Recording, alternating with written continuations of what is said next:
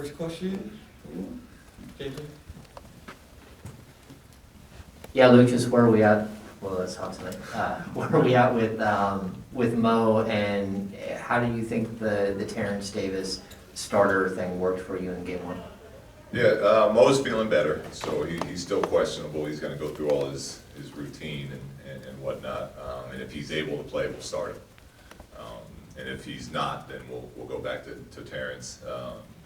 I thought we got it. Terence gives us a little bit of edge and plays. He's a pretty good defender, can get hot from three, so he gives us some things we're looking for, and still allows us to keep that core of that second group really coming in together. So we'll just kind of see how Mo's feeling. Do you see this Warriors team this year fitting what Steve wants to do and Steph and Draymond more than last year's Warriors team did?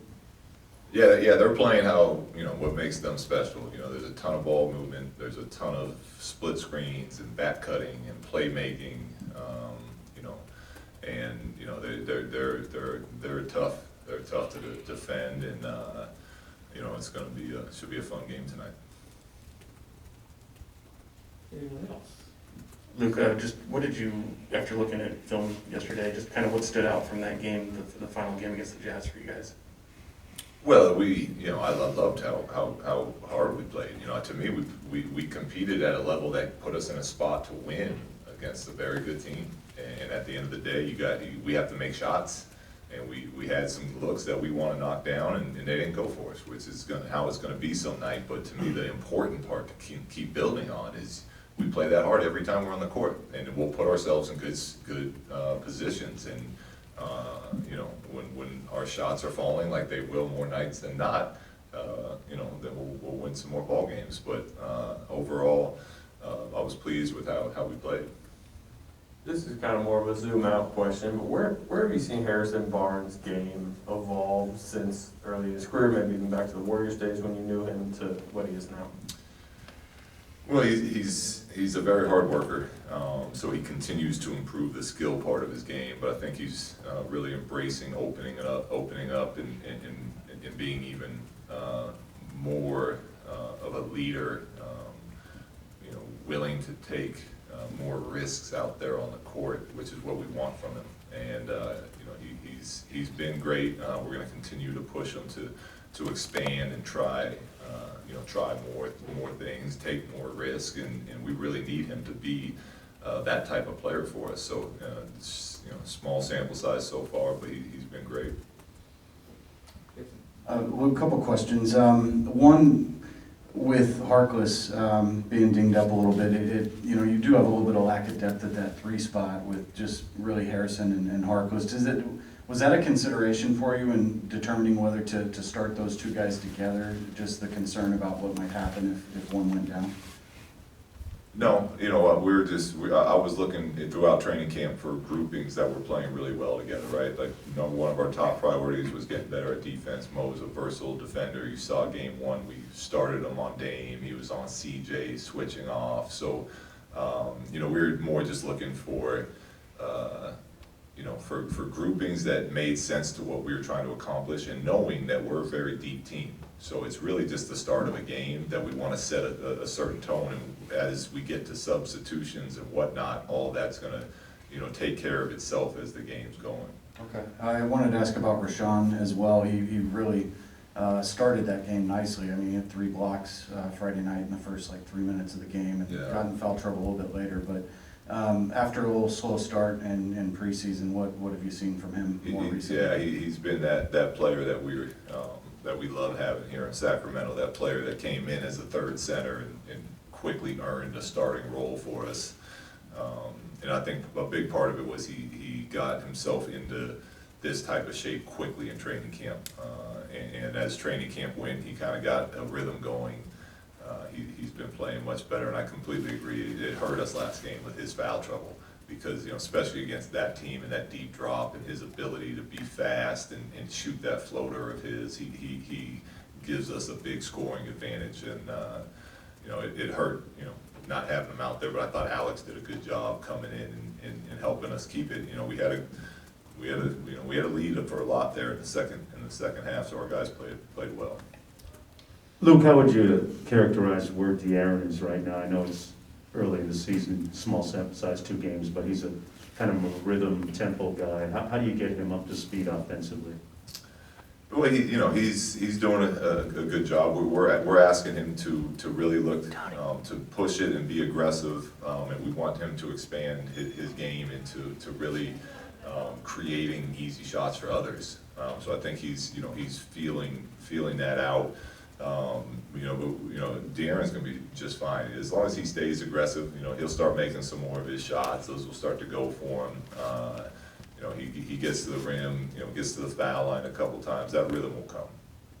Luke, in the opener, you got to see Davion go up against CJ and Dame, and then Donovan, and now Steph, and then we got Chris Paul coming up. Just have the sort of the trial by fire. How important is it for him to get this and kind of see that this is what's coming out of every night? Yeah, it's huge, and he's done a great job responding for it. And I'd even throw Jordan Clarkson in that list because Jordan's one of the best scorers in our game, 6th man of the year last year. So he's getting to play against all different types of guys. And what's great about Davion is he studies the game. He's in there watching film on individuals, and film is great, but really playing against people is the best way to learn. So all these are great opportunities for him, and he's really helped us embrace the style of defense we want to play.